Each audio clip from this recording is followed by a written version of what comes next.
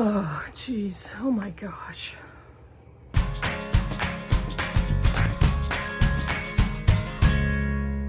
Hey BookTube, it's Kim at Middle of the Book March. And yes, at this point, I am insulted. If you saw my video about should I be insulted by women's fiction, this is my video update. I may have another one. I don't think so, because you'll see when I get going. But if I read women's fiction books, I'll just wrap them up in my regular videos. But I did want to do this update for a very good reason. I started reading a bunch of the women's fiction that I displayed on that previous video. And at the time, my question was, should I be insulted by women's fiction? Should I be insulted by the separation of fiction for women versus fiction for whoever? And I was asking if the publishers market this specifically towards women to make more money, most likely. Are they marketing content to women that they believe all women would like, stereotypically, sometimes? And so I picked a bunch of books that were considered women's fiction, and I said, I'll read some of these and see how it goes. I'll see if any of these that are written well, if the stories are interesting, and whatever. So that's what I did. I started reading several of them. I had a pretty good sized pile. I also had books on my Kindle, and I had print and audiobooks on Scrib that I could also access. So I started reading. Here's the results of that. Yes, I am insulted. Here's why. The first book I tried was called The Nantucket Inn by Pamela KELLEY. This was a book that I had on my Kindle for a little while. So I figured I'll try it. This is the story of a woman named Lisa whose husband is recently deceased.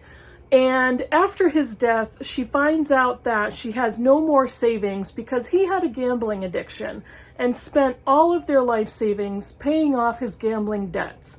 She lives in a house on Nantucket on the ocean and has 4 adult children. And she has never worked, she has no employment history, she is unemployable and doesn't know what to do.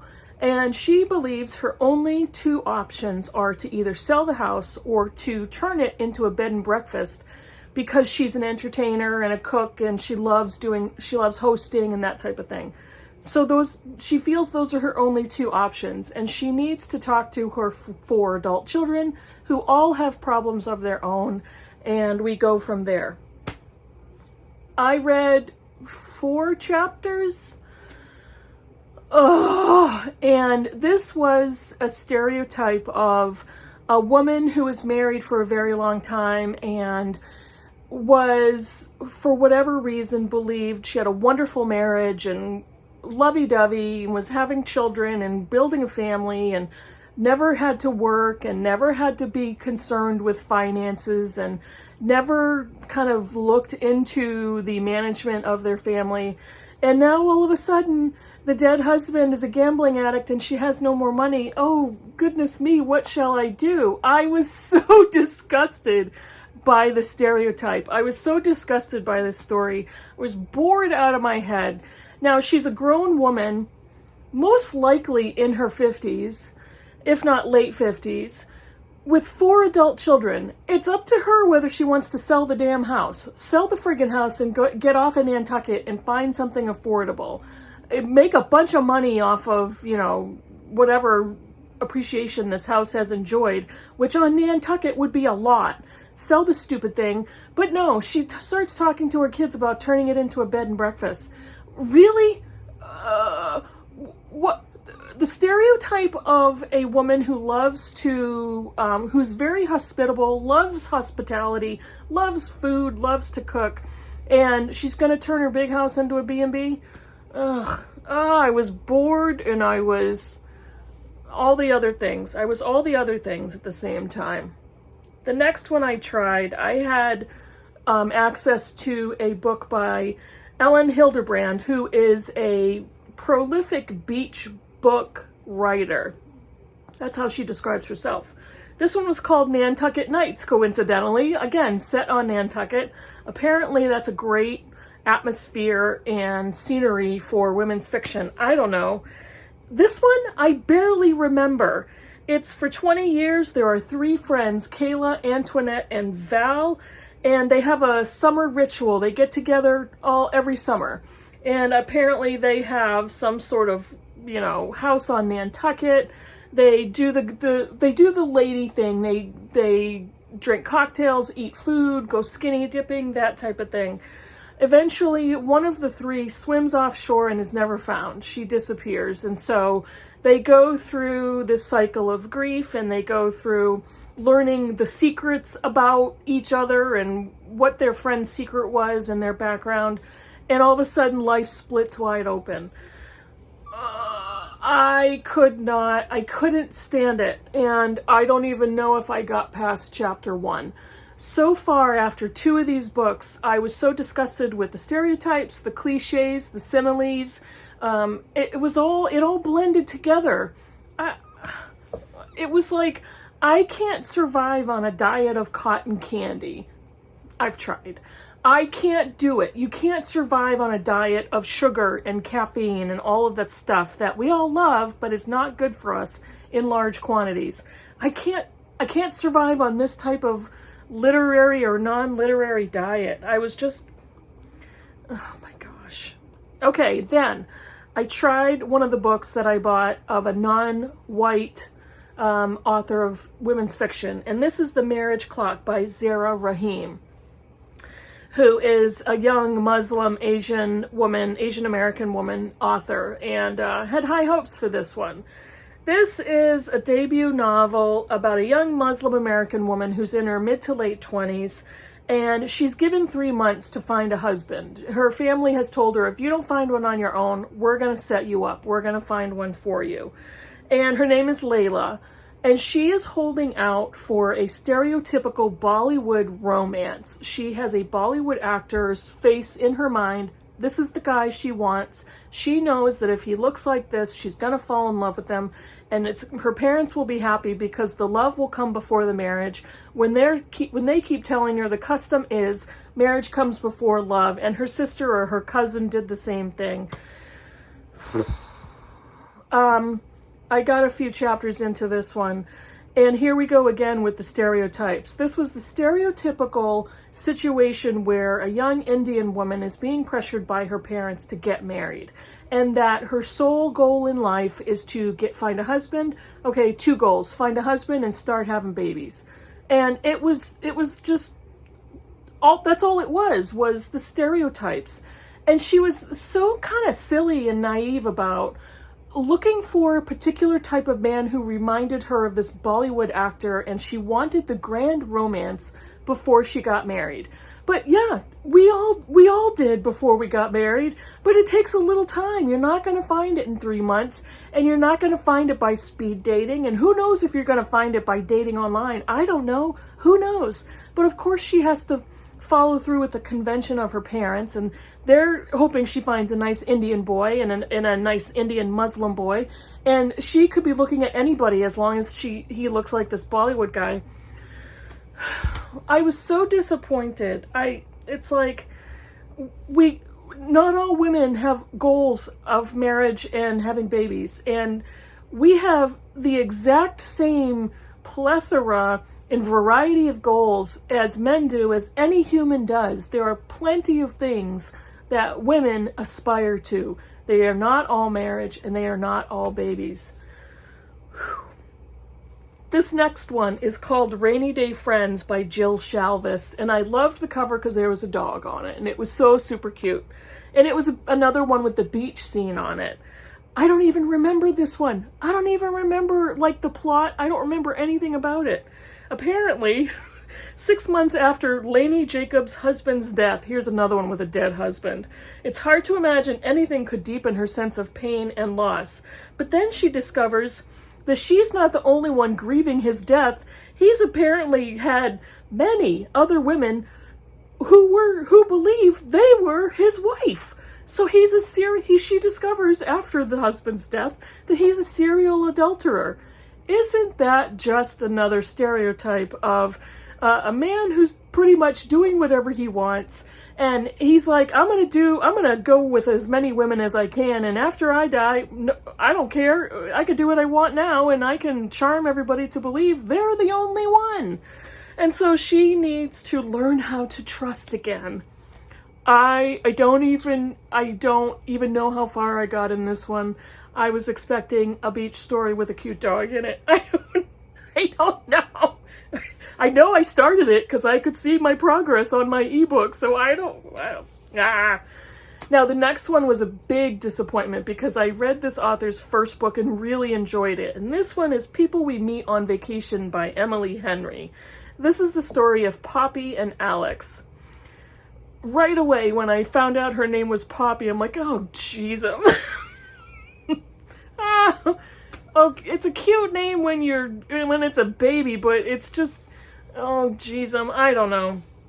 So they're friends. They're like best friends with nothing in common. He's very controlled and conservative, and she's flighty and kind of bohemian type of a girl. Unpredictable, kind of fly by the seat of your pants. And she loves to travel, and she loves to have an interesting life and career and all that. And he would rather stay home with the book. They, let's see, I'm reading here. She lives in New York City and he's in their hometown, but every summer they have a week of vacation together. I started reading this and it started off pretty good. It was cute. The writing was clever, but then it's like, I feel like I'm reading a Kate Hudson movie, and I've consumed plenty of those, and I got bored super fast. I think that's kind of the similar thread between all of these books. And the one last one I had on my Kindle for a while. This is called Montana Dawn by Carolyn Fife.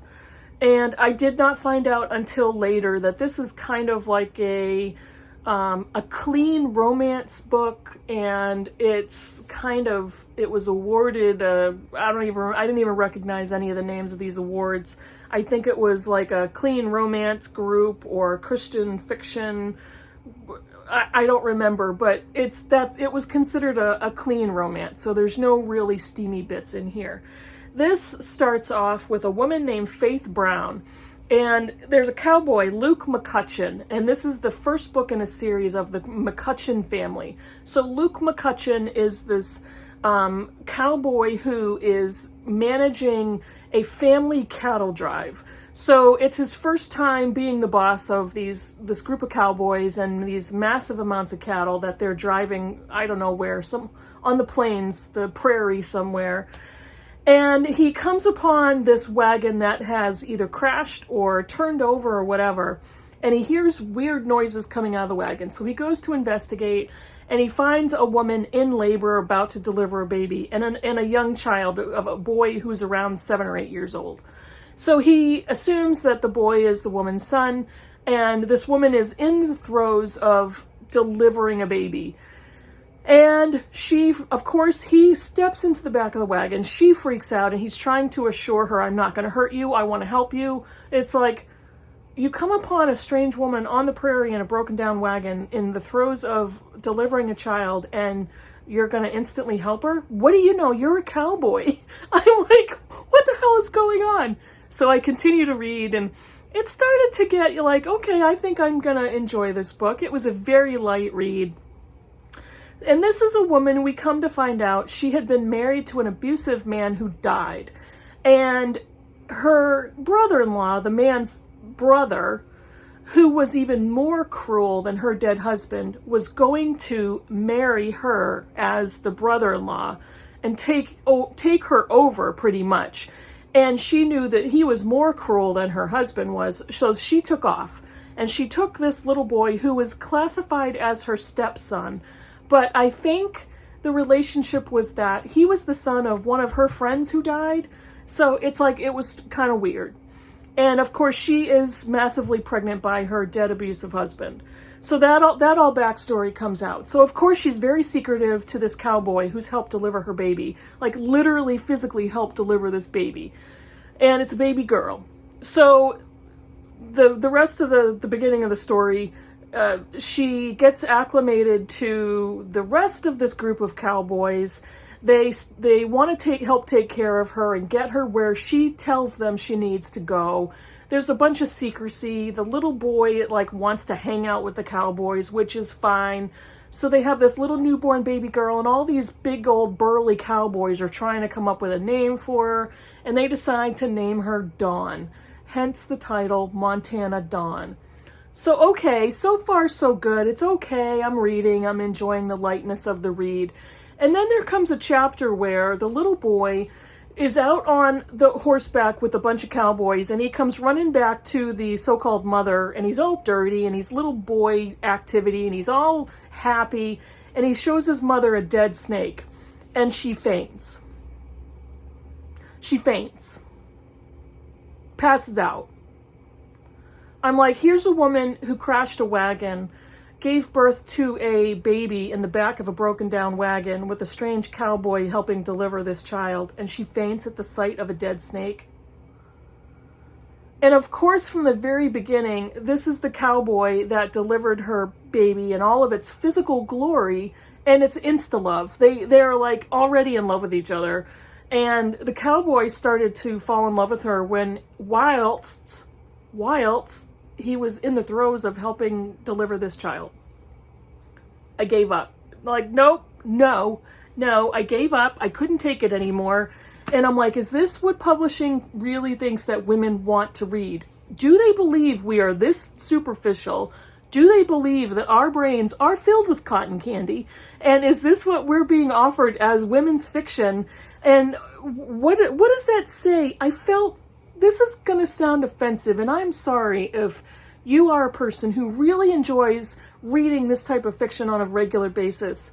I have no judgment, but for me, this totally turned me off, and it made me feel condescended to, and it made me feel like I was looked at as just, an empty-headed little woman, or a woman filled with cotton candy in her brain.